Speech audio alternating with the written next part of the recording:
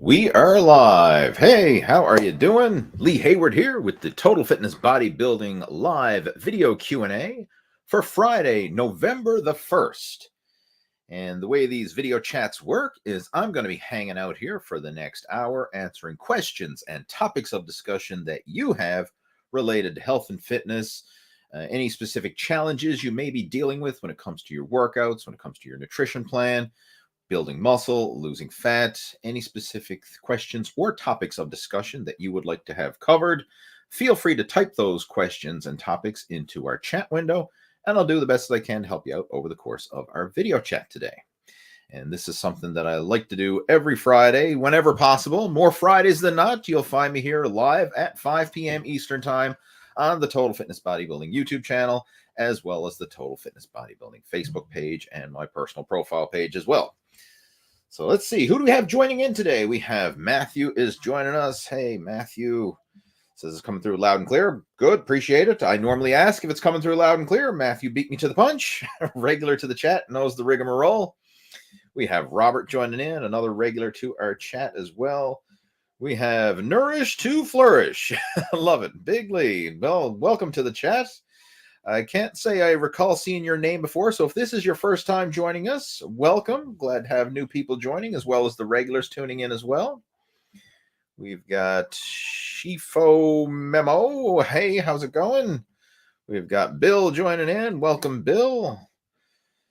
We have Crispin joining in. Welcome, Crispin. Some regulars to the chat and some new faces as well. So as you're tuning in, just let me know. And of course, if you are brand new to the chat, welcome. It's always nice to have new people joining in. I know every week we sometimes get new people joining in. Usually the way it works is a lot of times people catch the replay of these, because I do post the replay after every video chat, but you can't always make the live stream. So if this is your first time tuning in live, welcome. We have Thomas joining in as well. Glad to see you, Thomas. So again, just for those of you who are popping on now to the live stream, the way this works is I'm going to be answering questions and topics of discussion that you folks have related to health and wellness, fitness and nutrition, building muscle, losing fat, any of those questions and topics. Feel free to go ahead now and type in your questions into our chat window, and I'll do the best I can to help you out over the course of our video chat. All right, I have another question that I want to address here. This is from one of the regulars of our video chat. Said he couldn't make the video chat, but he ran into me this afternoon at the gym. It was Terrence, and he asked a question that I want to address here now. He was having some issues with lat pull downs, and he mentioned that when he's doing lat pull downs, you know, like a wide grip lat pull down or the different bar attachments, he always feels his dominant side getting more of the workload than his non-dominant side. So in his case, he's left-handed, and he finds that his left side is taking the brunt of the workload. Like that's where he feels most of the muscle contraction, most of the pump, more so than the right side. And that's quite common for a lot of people, having your dominant side overpower your non-dominant side. So if you're right-handed, you're generally going to be stronger and handle more of the workload with your right side. If you're left-handed, vice versa. It also applies with legs as well, because just like we have a dominant hand, like you're right or left-handed, you also have a dominant leg. You know, you're, I guess, right-legged or left-legged. in the world of skateboarding and snowboarding and surfing, they refer to it as regular foot, meaning your left leg is your lead dominant leg, or goofy foot, your right leg is your lead dominant leg. So that's the terms they use to define the dominant legs, but that carries over into your strength and power sports in the gym. So if you're generally going to be stronger with your dominant side. And whenever that is the case, it's a good idea to try and incorporate single limb exercises or exercises where you're handling an equal workload between both the left and right sides. So dumbbells are a great option here, because if you're doing a dumbbell exercise, both the left and right sides are forced to handle a 50-50 equal workload.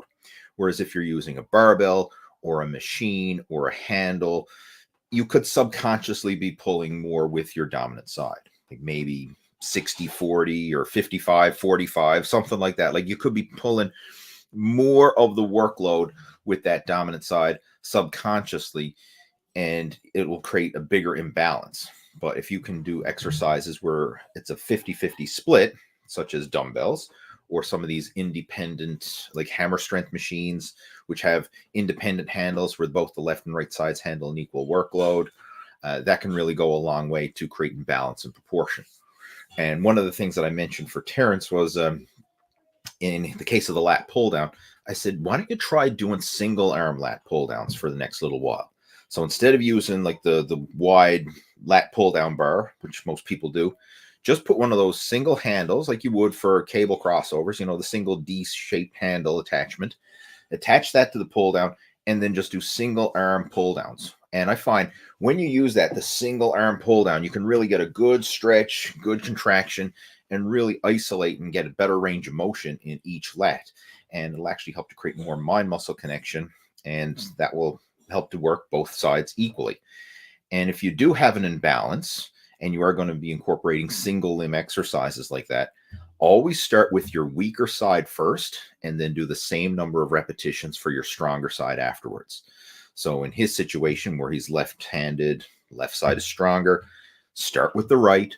However many reps you get, like rep out to momentary muscular failure to the point where your form starts to break down with the right side. However many reps you do with the right, make sure to do the exact same number of reps with the left. Even if you have more in the tank, stop at the same number of repetitions. And this is going to help to create balance and proportion, because you're going to be pushing the weaker side to more muscle stimulation, like momentary muscular failure, whereas you may be stopping short of failure for your stronger side. And that's okay to do that in the short term because you want to create that balance and proportion. Whereas if you push both sides to momentary muscular failure, it's just going to exaggerate that imbalance even more, because you're going to continue to make the same rate of progress on the strong side and the weak side, and it's not going to create balance. It's just going to maybe even exaggerate it even more and have a bigger imbalance over time. So that's a little strategy you can use anytime you have any imbalances. And I actually made a playlist up on the Total Fitness Bodybuilding YouTube channel covering single limb exercises for all your major muscle groups. So you can use, if it's the back, the chest, the shoulders, the arms, the legs, whatever major muscle group you want to focus on, there's actual workouts showing single limb exercises for all those different body parts. And if you want to check it out, you can do so by heading over to the Total Fitness Bodybuilding YouTube channel, opening up the playlist tab, and just scroll through and you'll see the single limb workout playlist. And that would be a great place to start. And I want to address that because it's a common question that I hear over and over again. And virtually everybody has some imbalance. Now, to some people, it's more noticeable than others, but pretty much every single one of you watching this right now, you have an imbalance. Like you have one side that's stronger than the other. You have a dominant side.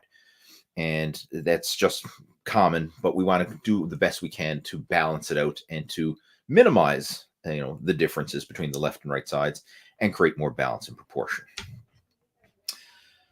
All right, so who else we got joining in? What are questions? We got a bunch coming in now. I love it. I love it when we get a good stream of questions coming through there. So we'll just keep that momentum moving now. Matthew saying, have you heard of the mind-muscle connection theory? I think it's about needing to feel the muscles working in your mind while performing the exercise. Is that of importance? All right, I want to, it's not necessarily feeling the muscle in your mind, but it's being aware of the muscle. Like you're feeling the muscles that you're trying to focus on working. And I'll give you an example. Like let's say we are training the back and we are doing lat pull downs, like I mentioned before. You want to actually feel your lats stretch and contract and get a good pump. You want to feel the muscle that you're trying to work. And this is sometimes easier said than done, especially when someone's new to working out or they're doing a new exercise. You don't have that awareness, that body awareness, that sensory acuity to be able to focus on the individual muscles that you're trying to train. And a lot of times when people are training back, they may feel it in their arms. They may feel it in like the joints or the tendons, but they don't necessarily feel it in the muscles that they're trying to train. So the lats are a prime example of this, because the back, it's out of sight, it's out of mind. Unless you are in tune with your body, you're not like the average person who's not going to the gym. they don't even know their back is there. Like what I mean by that is they're not aware of all the different muscles in their back until something hurts and gives them pain. Then they're like, oh, this hurts right here. But they're not aware of, like, okay, how do you get a peak contraction in your lats? How do you get a peak contraction in your traps? Or how do you maximize muscle stimulation in the spinal erectors? Like the average person doesn't even know where these muscles are, let alone how to actually activate and contract those muscles. So this mind-muscle connection, it's not necessarily feeling it in your mind. It's being aware of the muscles that you're trying to work and stimulate. And this is very important because the more you can actually focus on those muscles, the better results you're going to get. And this is something that you will develop over time, like simply just doing the exercises with proper form and getting that repetition, that time under tension. You'll become better at this with time. And when I look back at my own training history, there was a lot of times when I didn't have that mind-muscle connection, like especially in my first few years of training. I would go through the motions with certain exercises, and I'm not really feeling it. I'm doing this. It's supposed to be. I'll give you a prime example. Like one exercise that I could never feel initially was dumbbell flies for the chest. Right, I doing the dumbbell flies for the chest, and I don't feel anything in my chest. Like I feel strain in my shoulders. I mean, obviously, I feel my arms stabilizing and supporting the weights. But going through the motions, like there was nothing going on in the chest. And like I'm doing this as a chest exercise. But as I started to develop and build a bigger chest and become just more aware of the body, then I was all of a sudden like, okay, now I can actually feel the chest stretch and contract as I'm doing that exercise. And that's a cue that you want to focus on. Like if you want to get more mind-muscle connection, always think of stretch and contract and focusing on feeling the muscle that you are trying to work.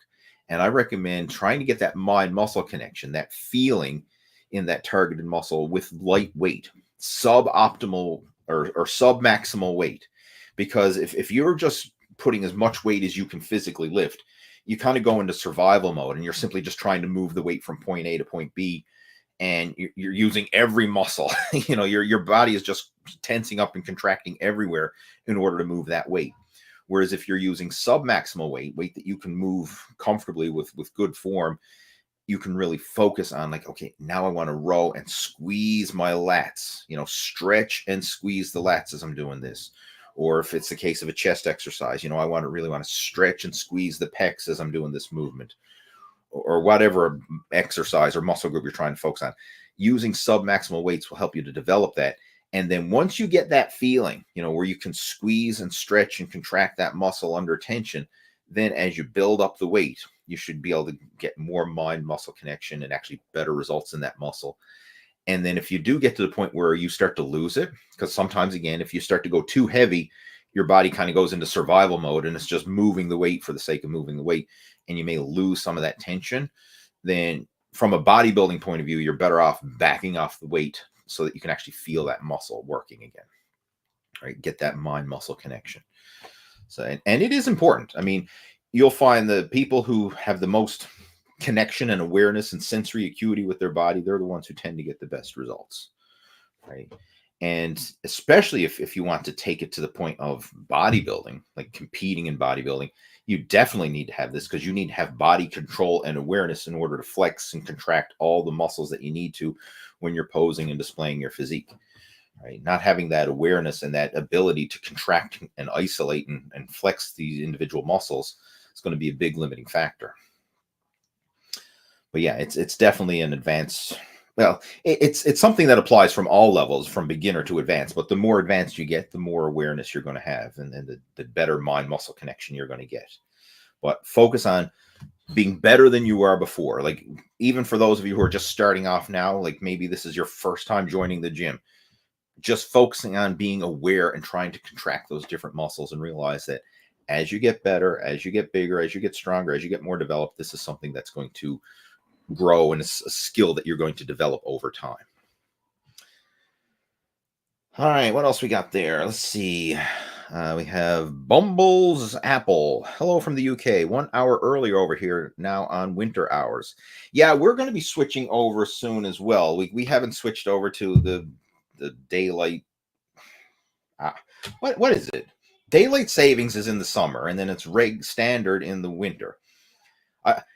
I don't know why they even bother doing that anymore. Like that's a pet peeve of mine. Like, why not just keep the times the same year round? Like, we're not saving time by moving things ahead an hour or bouncing them back an hour. Like, you have 24 hours in a day, regardless of when you start the clock. There's 24 hours in a day. We can't change that.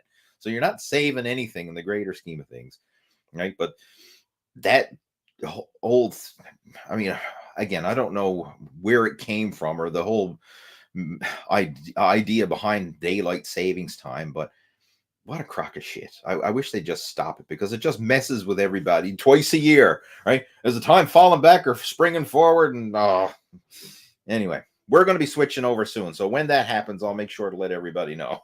But we're still on daylight savings time here for this week.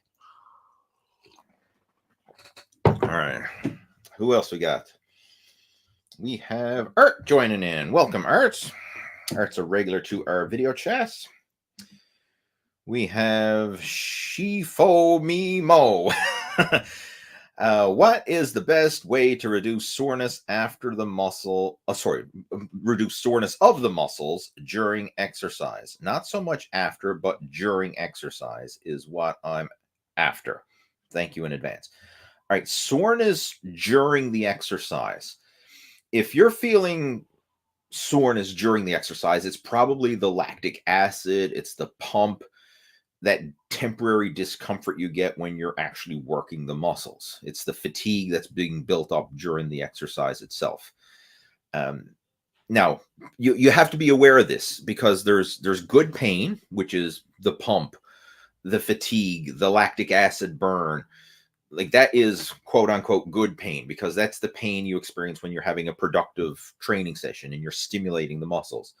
Bad pain is often this sharp shooting pain, and it's kind of hard to really put it into words and explain the difference, but you will know if you have the pain of injury versus the pain of a pump, right? Like, a pump is usually a dull, achy sensation, just general fatigue, tightness, and you feel the muscles being pumped up and burning. Like, it's a dull, achy, tight sensation that you get in the muscles. Injury is that sharp shooting, like, oh, gee, that really hurts. Like, it's often in the joints, tendons, or ligaments. You might get it in the muscles as well, but it's a sharp shooting pain, and it's like, this doesn't feel good. It's not like that dull, achy fatigue. It's just like, ow, like I pulled something, strained something. That's not a good sign. So if you get that sharp shooting pain where something just hurts really bad, stop whatever it is you're doing, like, because you probably are in the process of pulling or straining or tearing something, and we don't want to aggravate that any further. But when it comes to the dull, achy sensation that you get, is there anything I can help you with, love? What do you want? My wife is wanting to borrow the stapler. All right, there. Stapler. All right. She was tiptoeing in the office there, right? Looking around and trying to be discreet, and like, I'm in the middle of a video. You just can't tiptoe around here and pretend you're not there. Anyway, she's got the stapler. Where was I? We're talking about muscle pain. Yeah, all right, there. All right, so if you're feeling the muscles burning during the workout, that's a good sign. But if it's that sharp shooting pain, stop whatever it is you're doing, and because you probably are in the process of hurting something, right? So as far as the best way to reduce it, as you build up your strength, as you build up your work capacity, this is something that you're going to build up a tolerance for. And for someone who's new to working out, they probably have a fairly low pain tolerance, and they can't push themselves beyond that pain threshold. For people who are more advanced, they have a much higher pain tolerance. And this is something that, I wish there was like a secret to overcoming it, but it's something that you just build up. Like, it's like a muscle. You build it stronger with time, but it's the ability to tolerate pain. You can build that up over time, and you'll build the skill of being able to push yourself beyond pain, and knowing what's good pain and bad pain. And anybody who's an advanced lifter, an advanced athlete, this is something that they've developed, the ability to tolerate that pain and to push through it. And if they can't push through it, then that's obviously going to severely limit their progress in whatever it is that they're doing, their sport, their activity. But once you build up that skill, it's like a double-edged sword, though, because sometimes people build up such a high pain tolerance that they end up getting themselves injured. We don't want that. We want to have that sensory acuity to know the difference between the good pain and the bad pain. But working through that good pain, that dull ache, that burn, that fatigue, the lactic acid, being able to tolerate that is something that you will develop over time. Right? But the best thing to realize is it's normal. Everybody goes through it, and just focus on being better than you were before and striving to deal with that as you go. Like, you don't have to go from zero to hero overnight with it, but realize that as you build up your experience in the gym, you will be able to tolerate the pain and push yourself. And what you very often find is, like, a lot of beginners in the gym, they're probably stopping their sets short of true maximum effort, not because they can't do it or because they've truly hit muscular failure, but because it starts to hurt and they're like, I don't want to hurt, so I stop. Like, this is starting to burn. Oh, I better stop. Whereas someone who's more advanced, they can work through that burn, work through that pump, that fatigue, that tightness, and just continue to push on through it. And this is something like, it's a mental toughness, grit, fortitude, whatever words you want to use to describe it. This is something that you will develop over time. All right, let's see what else we have there. We have a question here from Nourish to Flourish. Lee, what is the scientific reason that I always have to drop the weight of dumbbells when I go to incline dumbbell chest press from flat presses? It annoys me. That's pretty much normal for everybody, and it's just due to the leverage. On an incline, you're going to be weaker. On a flat, you're going to be stronger. On a decline, you're going to be strongest, generally. Now, there's could be variations from person to person, but most people, like 9 out of 10 people you talk to, they're going to be weakest on the incline, strongest on the flat, and then even stronger in the decline. And it just has to do with leverage, and it also has to do with how the muscles are activated. So when you're in that incline position, there's less. I'm just going to hide your question there so I can show this. There's less pec activation in this incline position, whereas when you're in the flat position, you're getting the bulk of the pec coming into play, and there's a little less shoulder rotation. When you're in a decline, you're getting mostly pec, very little shoulder rotation, and even more tricep activation. So leverage is working for you in the decline. It's still working for you in the flat, not quite as much as in the decline, but it's working more so than it is in the incline. So it really has to do with the leverages, and there's less muscle mass and more shoulder rotation when you're in the that incline position. So less chest mass, if you will. That's what I'm saying, but there's more shoulder, right? Whereas when you're in that flat or decline position, you're really engaging the meat of the pecs, the bulk of the pecs there, and you're in a stronger position to press. But that's pretty much universal for everybody, right across the board. From beginners to advanced, you're going to be strongest in the decline, and then a little weaker in the flat and weakest in the incline. All right, what else we got? We got Brian joining in. Said, I just found out fast foods, preservative foods, lower testosterone 25%. Any other foods I need to stay away from to keep my test levels high? That's kind of a there's a lot of foods that we can classify into fast food / preservative foods, but generally speaking, that's a good rule of thumb. And it's not just from a testosterone point of view, but it's also just from a nourishment point of view, from toxicity point of view, because obviously there's a lot of preservatives in fast foods and processed foods in order to extend shelf life. Whereas if you could eat real food, single ingredient, natural, unprocessed foods that don't need a nutrition label. Like, for example, you go to the vegetables produce section of the grocery store, you see a potato, you see a carrot, head of lettuce or whatever. Like you see real fruits and vegetables and things like that that really don't need a nutrition label because it's one ingredient. Like those are good to eat. When you go to the butcher and you get meat and chicken and fish and stuff like that, right? To that area, single ingredient foods, those are good to eat. Eggs, oats, single ingredient foods, those are good to eat.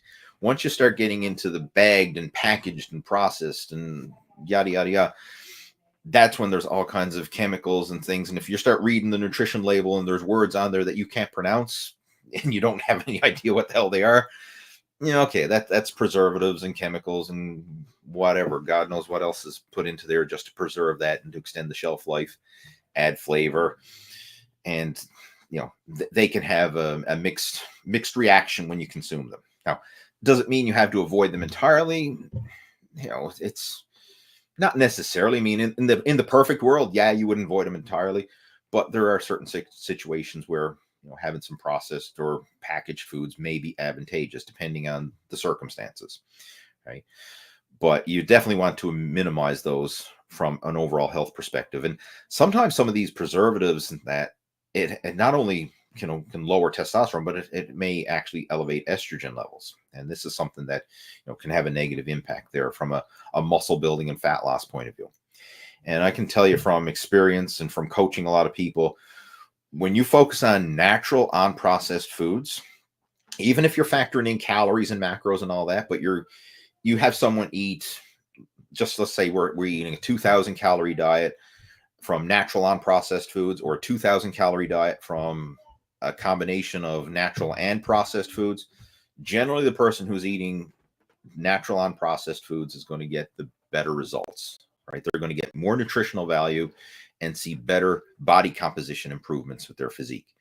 And I know, like, one of my coaching students now that I'm working with, Mike Brown, he's actually getting ready to do his first bodybuilding competition tomorrow, right? It's been a goal of his now for the past 3 years, and the day is finally here, right? So he's going to be hitting the stage tomorrow. Over the last several months, when he's really been dialing in his diet, like, there's no processed foods.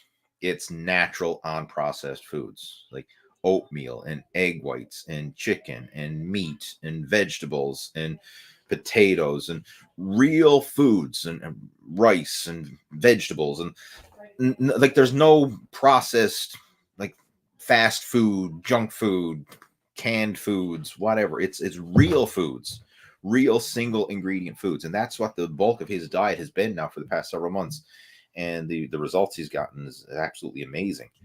In fact, just to I got to give him credit where credit is due. Let me see. I want to share. He posted up some recent pictures.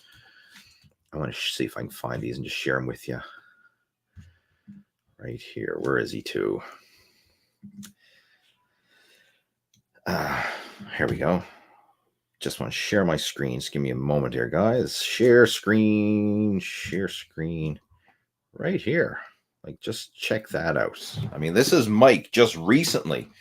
So that the after picture, right? So the hands on the hips, most muscular. I mean, the guy's got shredded six-pack abs, like virtually zero body fat. I mean, it's single-digit body fat. Like, there's no excess fat on his frame. He is in contest shape, ready to hit the stage tomorrow.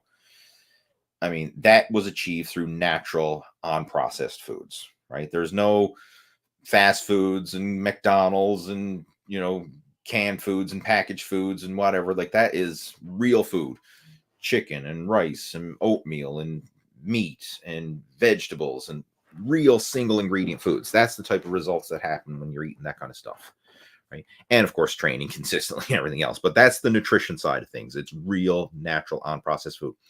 And just to put things in perspective, he's been eating a lot to get that lean.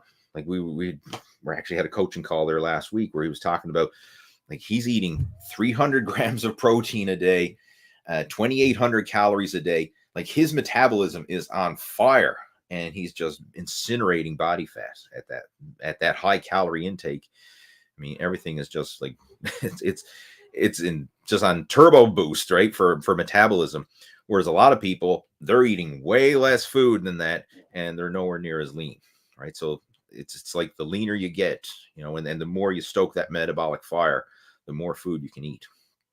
But again, just wanted to share that because it's inspiring to see. And I mean, like I said, I've been working with Mike now for the past 3 years, and finally, it's exciting. Like, hey, we've been talking about this, hey, we're going to get ready to do a bodybuilding show. This is going to happen, right? And seeing the transformation unfold, right, over the last 3 years. And finally, now here it is. Friday night. The show is tomorrow morning, right? I can't wait, right? I'm looking forward to it. All right, what else we got there? Let's see. JE says, does a wide grip row target the upper back better? Not necessarily. What's going to target the upper back is the angle that you're rowing from. The grip width, the general rule of thumb I would recommend for most people is go like a shoulder width grip or what feels the best for you. Now, you can experiment with going a little wider, going a little narrower, and just see where do you feel more muscle tension. But I find if you go really wide, like a really wide pull down or a really wide row, it almost is counterproductive because when you're so wide, you don't really activate. It's hard to get that peak contraction, that full stretch and full peak contraction in the muscles of the back. I find when you bring your grip in around shoulder width is where that's for me and for most of my coaching students, that is like the sweet spot. Somewhere around shoulder width or maybe a little tiny bit wider. That's where you're going to get the most muscle activation. You're going to get the full stretch and then be able to get that full peak contraction. Whereas if you're out wide, it's hard to get that full stretch and that full peak contraction. So I recommend medium width, shoulder width grip for most people. That's where I find the most guys are going to get the most muscle activation in their back. And then if you want to target the upper back, then you need to do exercises where you're doing higher rows. So like face pulls, for example, great exercise for targeting the upper back. Or if you're doing some sort of chest supported row machine, using handles where you're actually gripping and rowing wider, having your elbows high and wide will activate more of the upper back. When you row and your elbows are down low, that's when you're going to activate more of the lower lats. And you can also play around with this with your grip. So overhand grip tends to work more of the upper back. Underhand grip tends to work more of the lower lats. And you can even see that, like just even try it yourself. Like if I have my hands out wide, overhand grip, look how high my arms are. When I use underhand grip, look at the elbows. They tuck down. So now I'm activating more of the lower lats, whereas hands up, activating more of that upper back. So it's where you're rowing. If you want to work more upper back, you need to have your hands up wider and row higher. And I find for those exercises, machines, cables, like especially like a face pull or a machine like a chest supported row where you can row high and wide, I find that works really well because when you're rowing higher, you want to have some support because it can place a lot of stress on the lower back just due to leverage. Like if you were trying to do like a bent over barbell row really high and wide, especially if you were lifting any amount of weight, it's going to place a lot of potential strain on that lower back. So having a chest support would definitely go a long way to support that lower back, but still allow you to get that connection and that contraction in the upper back. All right, so that's what I usually do if I'm going to isolate that upper back area, is focus on that. Other exercises that are good for the upper back as well, like reverse flies, like get on a pec deck machine and do the reverse flies, really good for rear delts, upper back. Band pull aparts, another really good one for the upper back. Those are some of my favorites for sure. But it's not the width of the grip, right, that you're answering there, right? That you're asking. It's more of where are you rowing to on your body. The higher you row, the more upper back you're going to engage. The lower you row, the more lower back you're going to engage. All right, we have Mark joining in. It says, I'm 264, 35 years old, 5'9", is 2,000 calories good to diet on? That's low. I'm going to tell you right now. I mean, is it good? It depends. I mean, where are you currently at right now? Like, I mean, like, what I mean by that is like, what is your normal eating habits? And for someone who's overweight, trying to lose fat, the first thing that I would recommend is instead of thinking like, how much calories do I have to cut, or what bad foods do I have to eliminate, look at it from a reverse psychology approach. And instead of thinking of what you need to eliminate, think of what do you need to add in order to nourish your body on the cellular level. So I would first focus on, are you getting enough protein? Are you getting at least a gram of protein per pound of your ideal body weight per day? Are you drinking enough water? Are you getting enough vegetables? Are you getting enough good complex carbohydrates and healthy fats in there? Are you nourishing the body? Are you eating multiple meals per day? You know, like at least 3 squares a day. Like that's the bare minimum. You know, breakfast, lunch, and dinner, and ideally breakfast, lunch, dinner, and maybe an evening snack along with it, and have protein and veggies with each of those meals so that you're providing your body with the nutrients that it needs to nourish it on the cellular level. Like I would focus on all that first. And then what about your workouts? Like, are you hitting the gym consistently? Right? Are you in there training in a progressive overload fashion? Are you doing it consistently? Are you doing cardio consistently? You know, getting your heart rate up into the target heart rate range where you're actually improving your cardiovascular fitness and getting into your fat burning zone. Like, are you doing that on a regular basis? I would focus on all that stuff first before worrying about how many calories, right? Because, you know, I would focus on that. And this is like within our Muscle After 40 Blueprint program, we break it up into phases. And the first phase is what we call the metabolic reboot.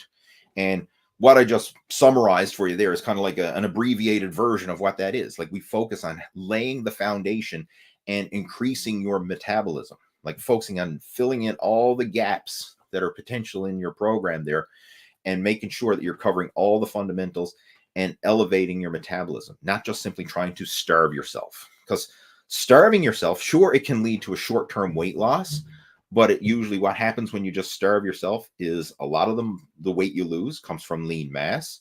A lot of times you feel weaker. It's not sustainable. Very often you feel hungry and irritable and hangry. And it's just how long can you suffer this out for before you finally say, screw it, I don't like being hungry anymore. I don't like feeling weak and irritable and losing muscle. And then you go back to your old eating habits and then rebound and gain all the weight back again. So we want to focus on building the body stronger and improving your metabolism and not just simply cutting calories. And this is a big mistake that a lot of people make. And again, to kind of put things in perspective, right? You're 264 pounds and asking about, is 2,000 calories a good diet to be on? And as I mentioned earlier with my coaching student, Mike, here he is now. And at this weight, Mike is somewhere around 160 pounds, give or take. I mean, obviously, he's probably going to dip into the 150s now as he peaks for competition. But in this photo here, he's about 160 pounds. He's eating 2,800 calories a day. So he's over 100 pounds lighter, and he's eating 2,800 calories.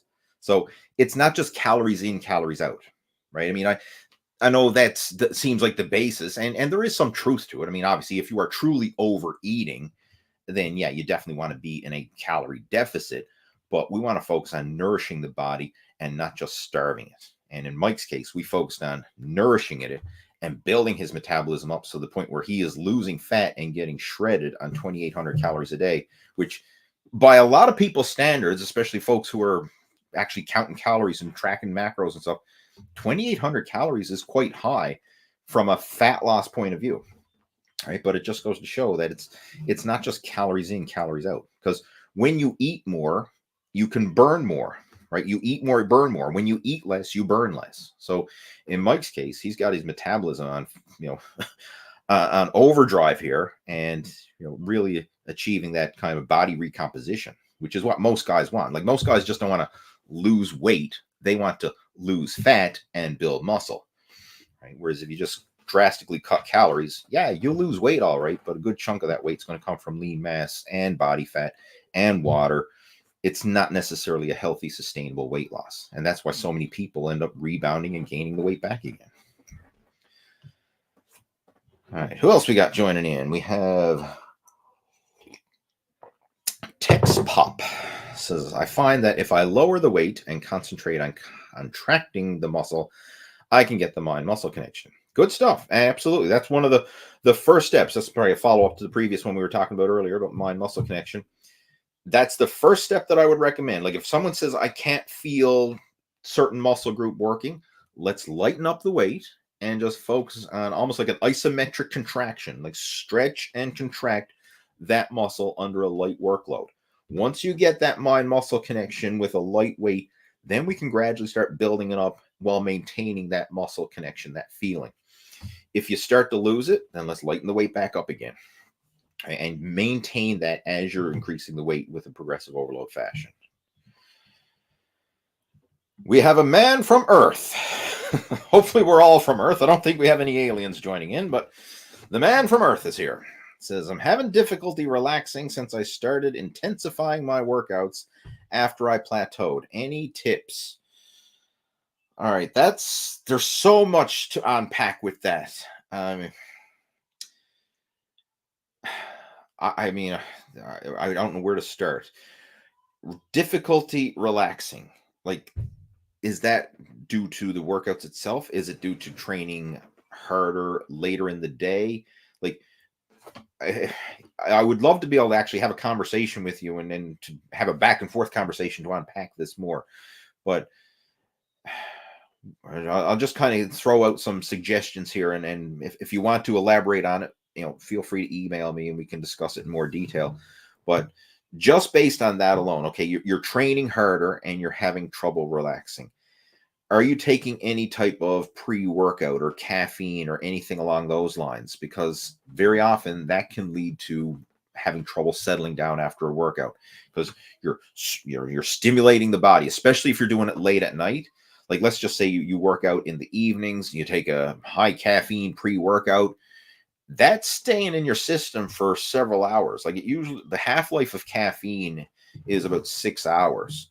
So if you're working out in the evening and you're taking a pre-workout before, you could still be wired.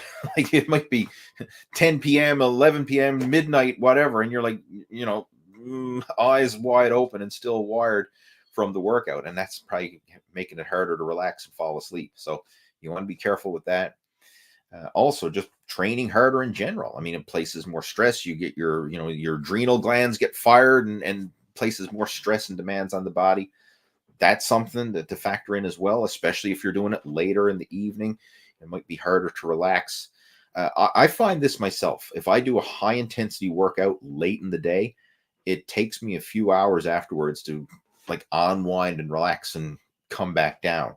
So you might want to try, if possible, working out earlier in the day so that your body has a chance to unwind if you find that is interrupting your sleep and making it hard to relax. Another thing to do as well, I mean, if you find that it's just the intensity, like, you can back off the intensity a little bit. I would much rather see you be consistent over intense.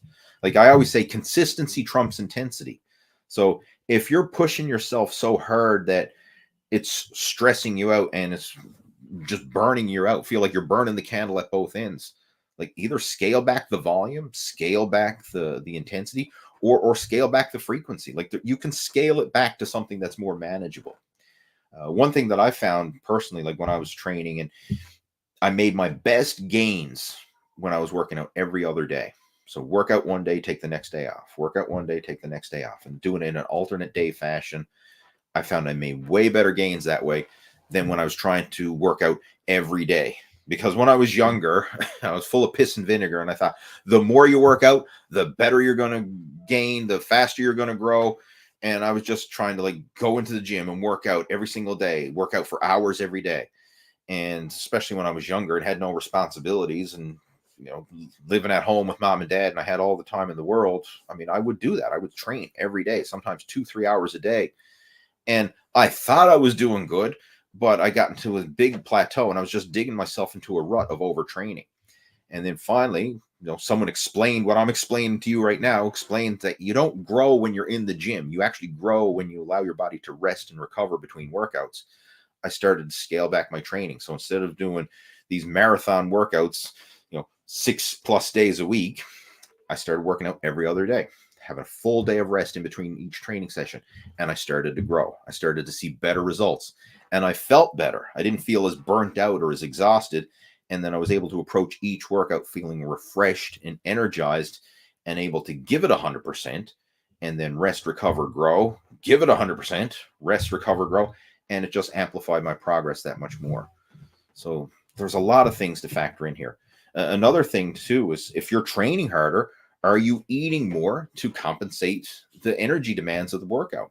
Because, you know, as you put more demands on the body, that increases the nutritional demands you need. So are you eating enough to nourish your body and to match the energy demands of those training sessions? Like there's so much to unpack here, right? Like it's not just a, oh, pop this pill and you're done, right? It's an individual thing, and that's where having a coach and someone who can work with you really helps, because a lot of times people say, oh, I'm exercising, I'm not seeing results, what am I doing wrong? I don't know. Like, we got to unpack the situation here and see, you know, where are the areas that you're, you know, could be going wrong, or where are the areas that we can focus on improving, right? It's not just a, you know, ABC, do this, do that, done, check, right? It could be a lot of potential reasons why you're having, you know, issues in various areas. But I mean, again, hopefully some of those things give you some food for thought to consider. And if you would like to chat and elaborate on it, feel free to reach out to me. I got my contact information down in the show notes. Be more than happy to have a chat with you and see if we can map out an action plan that gets you moving in the right direction. AJ says, I'm on my way to pump some iron. Good for you. Have a good workout. Enjoy. Matthew saying, I had difficulty feeling the chest working during flies as well, to the point that I stopped doing them, but I'll try them with lighter weight. Thanks for the answer. Good. Yeah.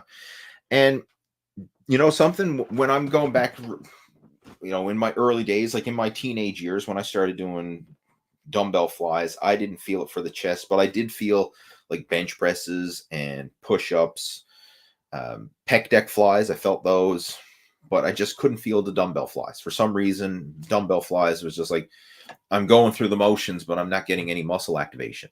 But as my chest started to respond, and as I started to become more aware of my body, now I actually really do feel dumbbell flies working. And I mean, I did them the other day as part of my workout, and I use light weights. Like, this is not a power exercise. This is a stretch exercise.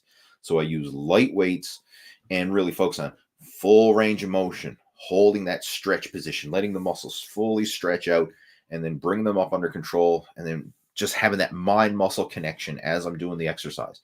Really feel the stretch in the bottom, and then feel the muscles contract as I bring those dumbbells up.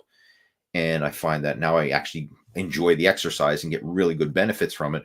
But I'm not lifting heavy weights or struggling with those dumbbells. It's literally stretching and contracting with weights, right?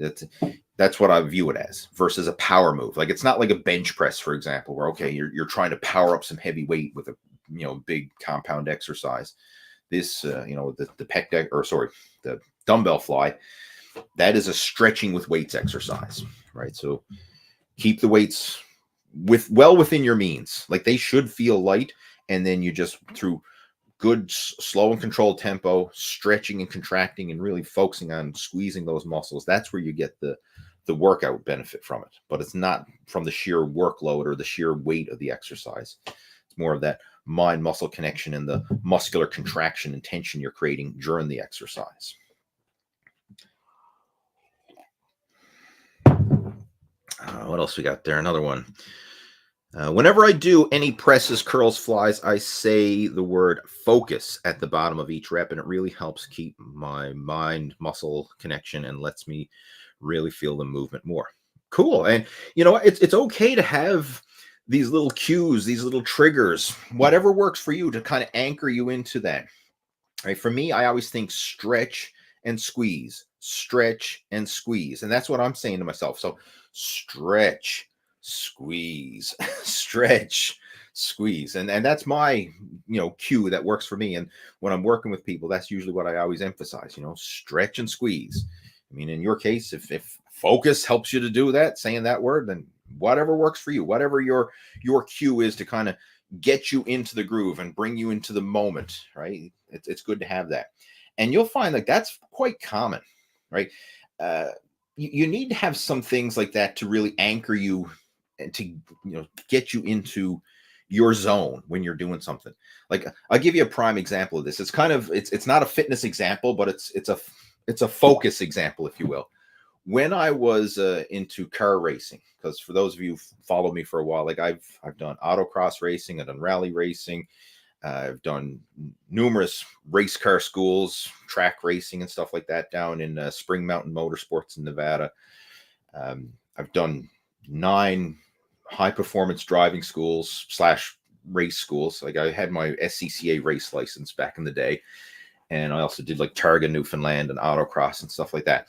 But one of the things that when I would be racing and I'd be setting up, getting in the car and stuff like that, and I'd be on the start line, I'd get myself in focused and stuff. And I'd always say to myself, trust yourself to drive the car. Trust yourself to drive the car. And that was my thing. I'd always say that a couple times. And that was kind of like just that brought me into the moment where, I'm almost like in a meditative state, like nothing else matters, right? I'm like tunnel vision. That's it. I'm just focused in the moment. And you can just focus on, everything you need to do and just kind of doing it on the subconscious level, because anything that's happening fast, like racing, it's almost happening too fast to do it on the conscious level. You have to be doing it subconsciously. And that's what really brought me into the moment there, and had my focus, right? So I would say that, so having these little cues can really help you, right? And I mean, I still use similar things now, like when I'm doing things like now, I'm not car racing anymore, but I'm bicycle racing. Now, it's not quite as intense in terms of reaction time because bicycle racing's happening at a much slower pace, but it's a lot more effort. But still, I have these cues and things that I focus on now to get the most performance and to really focus in on the task at hand.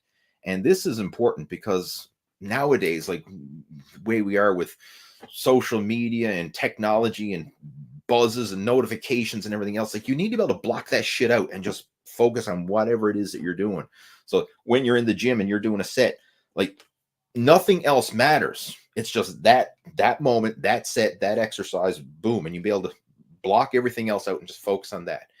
And having the skill to do that, to block all other distractions out and focus on the task at hand, is a very valuable skill.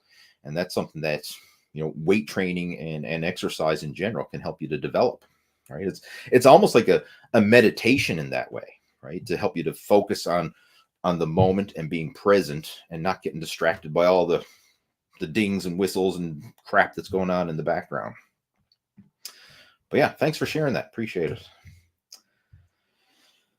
What else we got there? We have Khalid joining in. Welcome, Khalid. Glad to have you joining. Let's see what else we have there. Is the problem drinking raw eggs? It's not a problem for me because I don't drink raw eggs, but personally, I would not recommend raw eggs, not true raw eggs.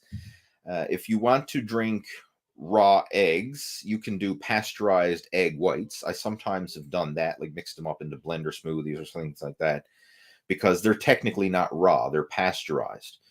But I would not recommend raw eggs. And there's a school of thought that raw eggs are not as easily absorbed and digested as cooked eggs, right? I mean, you can go Google search this for yourself if you want to.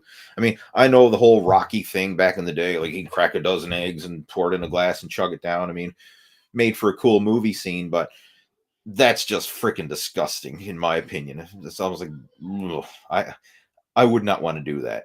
I mean, I enjoy eggs when they're cooked or scrambled or made into a nice omelet or something like that. Absolutely. But drinking them in a glass, I mean, that's just a waste, in my opinion, because I'm not enjoying them. I would much rather cook them and enjoy a nice meal with eggs versus, plug your nose and chug them down. I mean, that just sounds disgusting. But yeah, but even if you do enjoy drinking raw eggs from a digestion point of view, it may not be as absorbed as cooked eggs. And of course, then you do have the small risk of salmonella. I mean, I know in the greater scheme of things, like especially nowadays, the risk of salmonella is pretty low, but it's still there. And why bother taking that risk? You're not really gaining any advantage from a nutrition point of view. right? If anything, you get more nutrition advantage from having your eggs cooked. Better nutrition and better enjoyment. So no, don't drink raw eggs. Here's an interesting question. What's the difference between creatine and creatinine? Creatine is a supplement, like creatine monohydrate. It's what we supplement with when we are, you go to the supplement store, your GNC or your Vitamin Shoppe or your whatever, your Amazon or whatever store you buy your supplements from, and you buy creatine. And creatine monohydrate is the most popular one, but there's all kinds of different forms. But bottom line, creatine is a supplement that helps to improve athletic performance. It helps to improve mental and cognitive health. I mean, there's a lot of health benefits to creatine. You can start Google searching health benefits to creatine, and there's oodles of articles and studies and videos. And I mean, it's the most researched supplement out there, hands down. There's been more studies done on creatine than any other supplement. So if you want to go on a Google binge for creatine, go for it. Creatinine is it's a totally different thing. And this is where sometimes people get confused, because creatinine is like a byproduct, and this is what they use to marker of like kidney function and stuff. And a lot of times people think, oh, if I have high creatinine levels, then that means creatine is bad. But creatinine and creatine are two totally different things, right? So it's not the same. It's kind of sounds the same, and a lot of people get them misinterpreted or get them confused. But creatine is the actual supplement. Creatinine is an actual marker that they use to measure like kidney function, and it's not the same. Now, one thing that you want to realize, if you're getting blood work done, like let's say you're getting your physical and you're getting the blood test done and things like that, it would be a good idea to stop supplementing creatine for about a week prior, just to let everything come back to baseline. It'll also be a good idea to take several days off working out in general, just to let your body rest, recover, and everything come back to baseline. Because if you're supplementing with creatine, that can temporarily offset some of your blood values. I mean, it's not that it's causing permanent damage, but it's just you're supplementing with creatine, and it can offset some of the values that show up in a blood test. Another thing, if you're working out, like you're going to the gym and your muscles are sore and there's inflammation and all that, that can skew some of your blood results values. So like when you're getting blood work done, it can show like elevated liver enzymes and things like that. Because when you work out, you're breaking down muscle tissue. Your body has to, your body goes catabolic, and it has to build and repair that muscle tissue. And if you do blood work when your body is in that breakdown stage, when it's trying to build and repair after a workout, that can show elevated liver enzymes, and show like it may give you a skewed results with your blood work, and the doctor may think, oh, you have some problems going on here, when all it is your body's recovering from a workout. So if you're getting blood work in advance, it would be a good idea to stop supplements like creatine probably a week before. And as far as your exercise, at least 3 days before the blood work, or maybe even more, just take those days off. Use it as a little like a prolonged rest day to let everything rest, recover, so that you actually get accurate values. You're not in there in a sore, depleted state or muscle breakdown state, and that could skew your blood work values. This is something I've had to share with some of my coaching students, because I've had guys go in there and say, like, I've been exercising, I've been eating right, I've lost weight, I'm in the best shape of my life, and I went and got blood work, and the doctor's saying, oh man, like your blood work is all over the place. And they're like, what the hell is going on? And I explain what I've just explained here. Like, sometimes it could be either the supplements you're taking, or it could be the fact that you got your blood work done the day after a hard leg workout, and you've got all that stress on the body that's skewing the results. So I said, schedule in some more blood work, in the future, but when you do it, stop the supplements and make sure to take several days rest beforehand, and then they go get their blood work done again, and the values come back normal.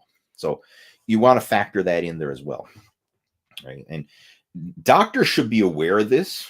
I mean, look, let's be honest. I mean, the average person is not training hard in the gym and pushing themselves to the point where their body is breaking down and would skew any of these numbers. And the average person is not supplementing with creatine monohydrate and all that, especially you look at the like especially my demographic of people that I coach, like people in their 40s, 50s, 60s and beyond, like not many of them are supplementing creatine. Not many of them are hitting the gym and, training hard. Most of them are very sedentary. And, so this is probably not a thing that doctors would have to remind most, middle-aged or seniors, take it easy in the gym a few days before your blood work. Like, God, buddy, I'm not even going to the gym. What are you talking about? Right. But for those of you who are going to the gym, pay attention to this, right? Because it will give you skewed results, and it would probably raise alarms that don't need to be raised, right? Because once your body rests and recovers, all these levels go back to normal. It's just that temporary, blip and disruption while your body's going through the recovery phase. But again, to answer your specific question here, creatine and creatinine are two totally different things. And if you want more specifics and information, just go do a Google search. Like this is all out there. Google is your friend. Right? As I said, it's the most researched supplement, hands down. There's nothing that has more research and documentation behind it than creatine. Matthew saying, my current meal plan and routine is 3 whole eggs with toast, a teaspoon of olive oil, brown rice, ground turkey, veggies for lunch, chicken breast, and white rice with veggies for dinner. Yep, I put salt on my eggs before my morning workouts, and the pump is great. Anything else there? I'm not sure if this is just wanting to share, but cool. I mean, like, based on what you shared there, I mean, like, it looks like natural, unprocessed foods for the most part. I mean, and good, solid food choices there. The only thing, there's not a whole lot of veggies. I know you say you are getting veggies with dinner, but breakfast, I don't see any veggies. Lunch. Oh, wait, no, veggies with lunch, turkey and veggies for lunch. Okay, so it's not bad. Okay, you're getting veggies with lunch and dinner. I mean, that's solid. Good. All right.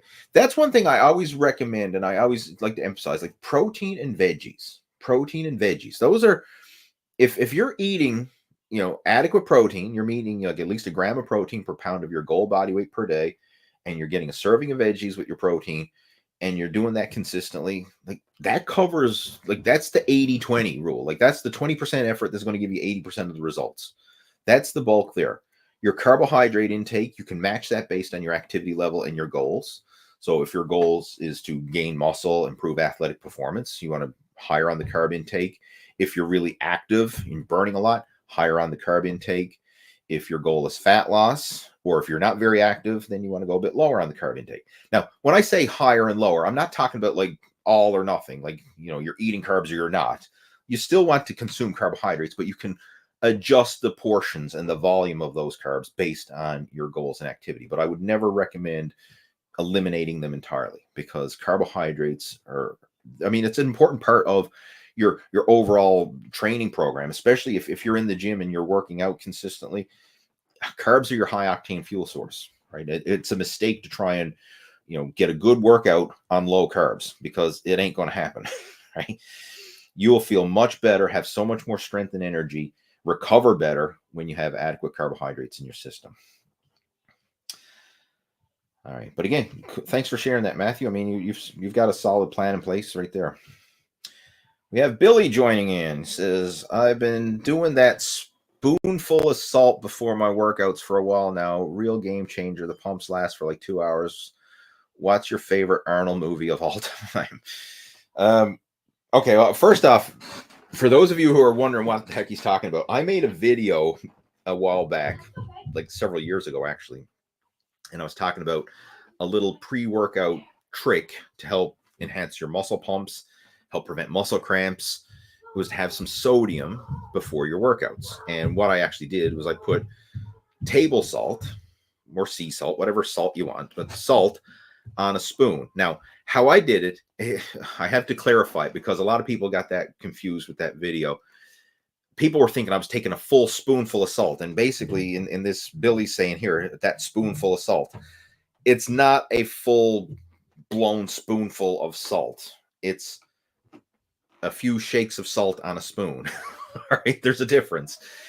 If you're actually looking to measure it, probably a 1/4 teaspoon of salt would be the max that I would go for. Like a quarter teaspoon of salt is there, but I wouldn't have like a full teaspoon of salt or a full, God forbid, a full tablespoon of salt. Like that's just overkill. But about a quarter of a teaspoon, if you're actually going to measure it out. Or what I did is I just took the spoon and I shook some salt onto the spoon and put it in and chased it down with water. And the idea behind that is when you're in the gym training, right, you need adequate electrolytes, and sodium is one of the key electrolytes you need for getting a good muscle pump, getting strong muscle contraction, having strength and energy. If you are deficient in sodium, very often you'll feel flat, you'll feel weak, you'll feel depleted, you'll get cramps. Like you just won't get as good of a training session as you will when you have adequate sodium. So that was one of my things, and especially for people who sweat a lot. And like I'm a sweater. When I go to the gym, like my t-shirt is drenched in sweat. Like I'm wiping my brow. Like I do sweat a lot. So I need to replenish the sodium that I lose through my sweat. And for example, like if I wear a black t-shirt to the gym and I do a hard workout, when I come home, like you can see the white salt stains on that t-shirt. Like I'm sweating out salt as I'm in the gym training. So you need to replenish the sodium that you lose. And that was one of the things that I would do, is to have the sodium. I mean, nowadays what I do is I literally mix up in my water bottle. I'll put in like amino acids. I'll probably put in a quarter teaspoon of salt, maybe put in some carbohydrate powder, shake that up, and I'll be sipping that during my workout at the gym. And that would be like an intra-workout, amino acid, carbohydrate, and electrolyte drink that I would have. And I find that makes a big difference as well. I do that when I go on bike rides as well. And I find that makes a big difference. And sodium is one of those misunderstood nutrients, because a lot of people think sodium's the bad guy. Oh, I never eat salt, low sodium, no salt. And then they start getting muscle cramps, or they feel weak, especially if you start cleaning up your diet and you avoid the processed foods, which generally have a lot of sodium. If you're just eating natural unprocessed foods and you're not adding any sodium to your diet at all, you can run into the problem of low sodium. And low sodium is just as bad, if not even worse, than having too high a sodium, right? Like in its extreme situation, if you go truly low sodium, I mean, your body just doesn't function properly, because you need the sodium. It's an electrolyte to help get those electrical signals and for everything to work properly, right? But that trick, again, I just want to clarify, it's not a full spoonful of salt. It was a few shakes of salt on a spoon, right? But for those of you who are nitpicky and you want the measurements, quarter teaspoon max. You could even start off with half that, like an eighth of a teaspoon if you're starting. But for me, I usually go quarter. As for the favorite Arnold movie of all time, I mean, back in the day, the one that had the biggest impact on me was Conan the Barbarian. And the reason why I say that is because that was the first time I ever seen a man with muscles in real life besides a comic book. For those of you who remember Conan the Barbarian, it's probably on, Netflix or any of these streaming services or YouTube or whatever. But that was the first time I seen Arnold. I mean, this was back when Arnold, had just retired from bodybuilders. So he was still in bodybuilding shape for the most part. And I was just like, whoa, that is so cool. I want to have a body like that someday. So that one had the biggest impact on me in terms of motivation. And you got to realize this is back in the early 80s, right? So there's no internet. I never had any muscle magazines or anything like that. Nobody in my family was bodybuilders. I didn't go to the gym so when I seen, I remember I seen it on TV. It came on, Conan the Barbarian, and I watched it. It was holy smokes. That is so cool. Right? I want to have a body like that. So it had a big impact on me.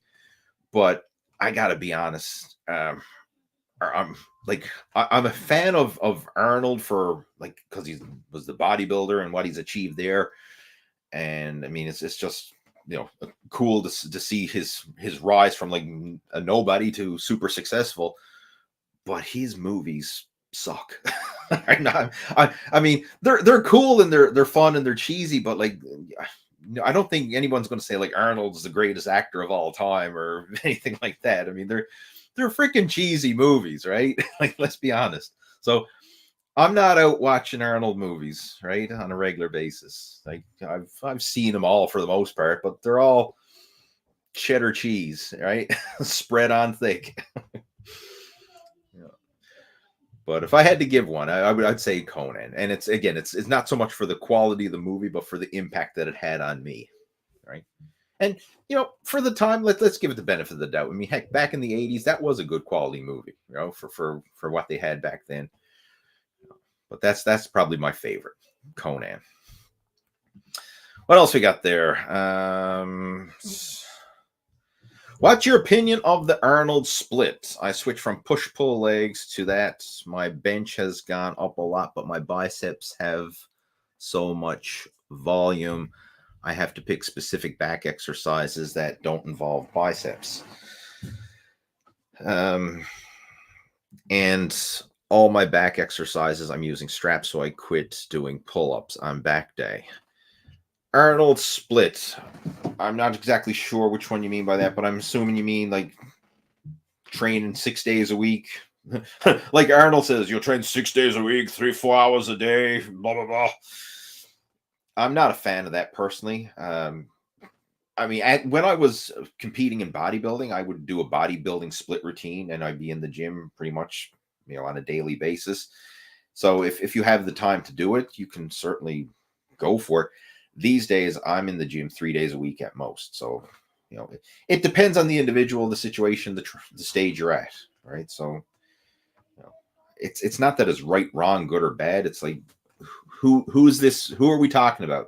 If you've got the time to train and you enjoy it and it's working for you, then ride that wave of momentum for what it's worth, right? Like if you're doing this now, you're in the gym 6 days a week and you enjoy the workouts, you're making gains.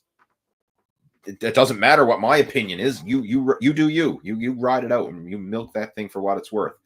But also be aware of your results and realize that as the program starts to run its course, and in this case, when you're doing 6 days a week and doing high volume training, the tendency is going to be to overtrain. That is the tendency because it's just such a high volume of workload.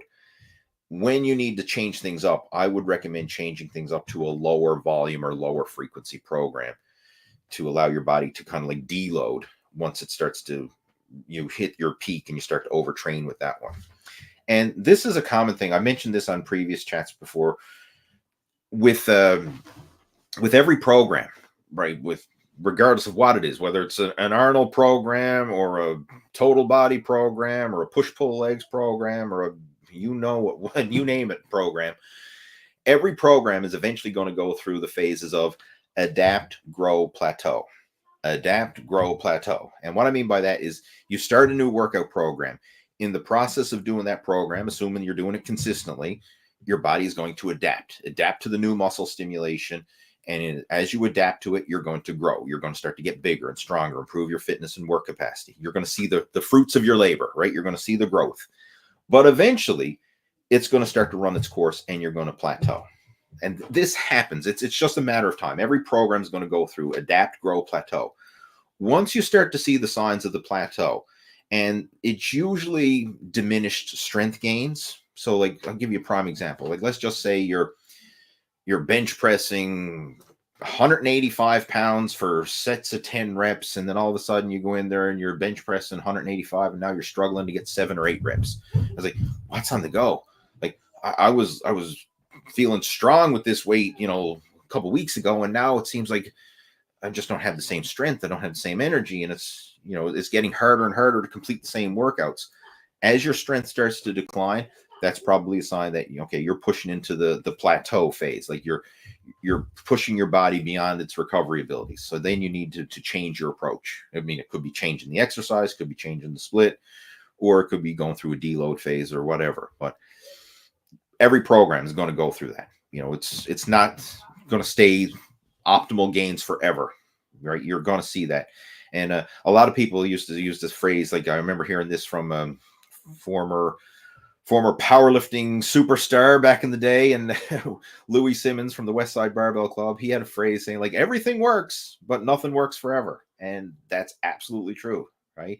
Everything works because you look at any bodybuilder, any athlete, strongman competitor, who you'll see people do all kinds of different programs, and you'll see people get results from all kinds of different programs. But everybody is going to hit a plateau sooner or later. So it's everything works to some degree, but nothing works forever. And you have to be aware of that, and then have the, the knowledge and the intelligence to change it up when things start to plateau, versus just beating your head against the wall trying to do the same thing over and over and expect a different result. Right? Once you hit that plateau, you need to change it up, and that could be a deload phase. And if you're following an Arnold high volume training program, that's probably, I would bet more often than not, that's where you're going to, you're going to plateau because of the burnout from the sheer volume. So that would, the good follow-up program to that would be a lower volume program. And vice versa, if somebody plateaus with a low volume program, a good follow-up to that could be a high volume. It's kind of like doing something that your body is not accustomed to will very often spur on new muscle growth. What else we got? Jay saying, are barbell rows good for rounded shoulders? Barbell rows are a back exercise. So if you want to build your shoulders, you need to do some shoulder-specific exercises.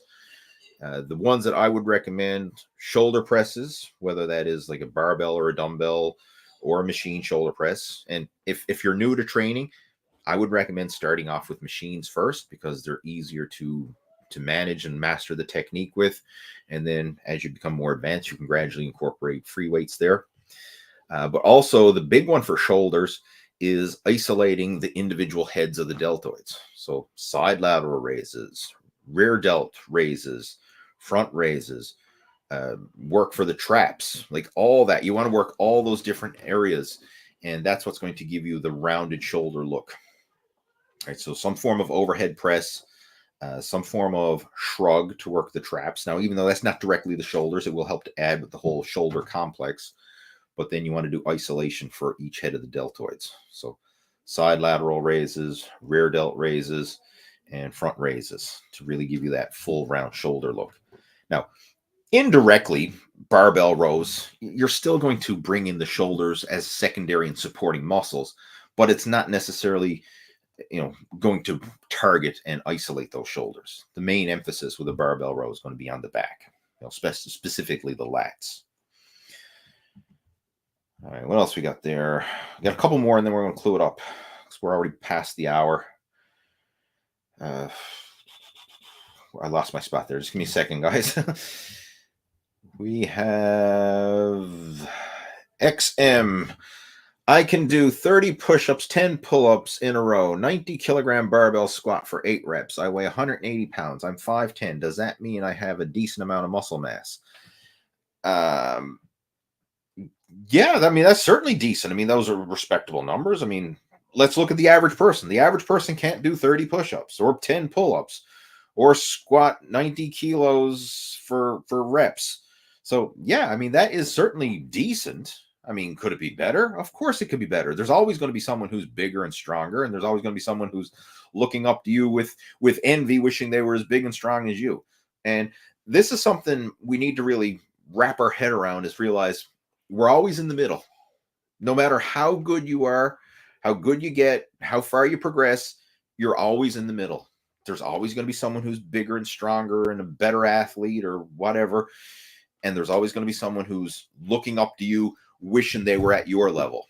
And then like the people that you're admiring, and you're saying, oh my God, look at those guys. Like they're so good, so strong, so muscular, whatever. I mean, whether it's social media influencers or athletes or whoever it is that you're admiring, those guys, they're looking to somebody else with the same type of admiration. Like, oh my God, I suck. Look how good they are.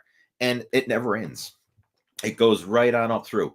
And like, even if you look at people who hit the pinnacle of their sport, right, whether that, they become a world champion bodybuilder or whatever, eventually someone's going to come by and surpass what they've achieved, right? So it never ends, right?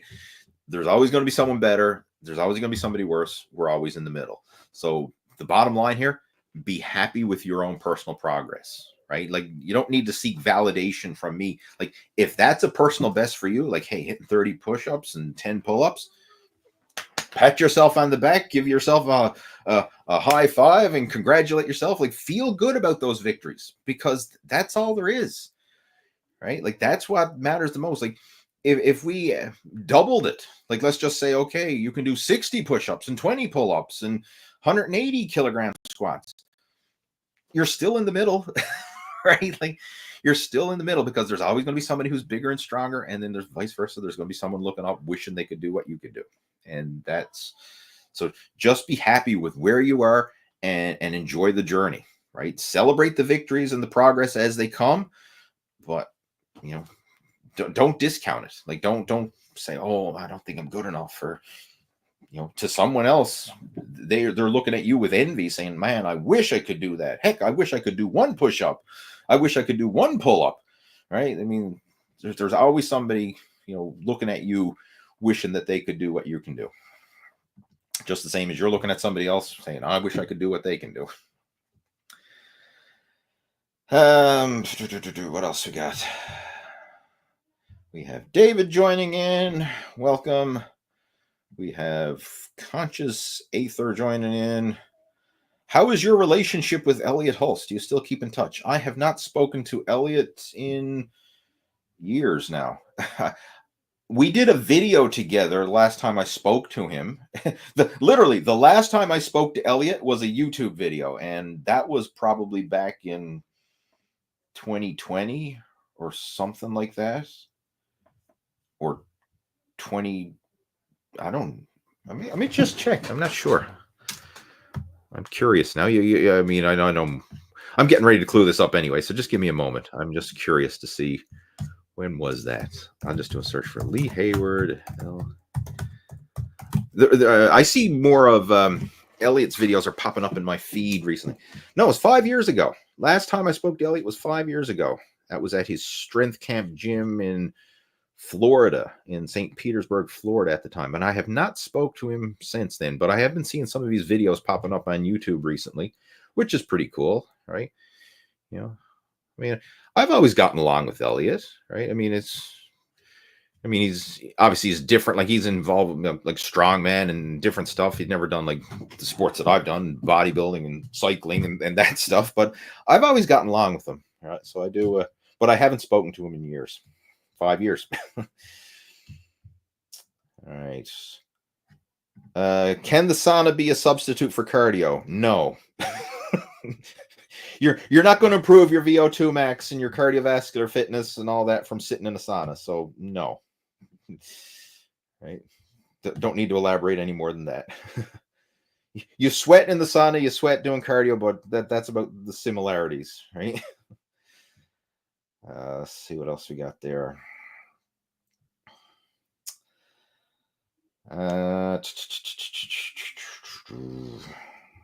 Great live show. Yeah, I'm glad you enjoyed it. And Tony saying, enjoyed the chat. Good stuff. All right. Well, I'm going to get ready. There's still a couple more questions there coming through, but I have to get ready and clue it up because it is getting late here on my end. And, you know, I always promise an hour and I over deliver. We're currently at an hour and 23. But thanks so much for joining in, guys. I always enjoy doing these video chats with you, and I appreciate the support and the questions. I mean, obviously, without you participating and asking your questions, there would be no live Q&A. So thank you for that. And if you would like some help on anything that we discussed here, you know, if you want to elaborate on any of the questions or topics that we discussed, feel free to reach out to me. My contact information, my email, my social media is down in the show notes below. Feel free to reach out to me. And in the meantime, have yourself a fantastic weekend. And I look forward to talking to you next week. Same time, same place. Have yourself a great one. Talk to you soon. Over and out.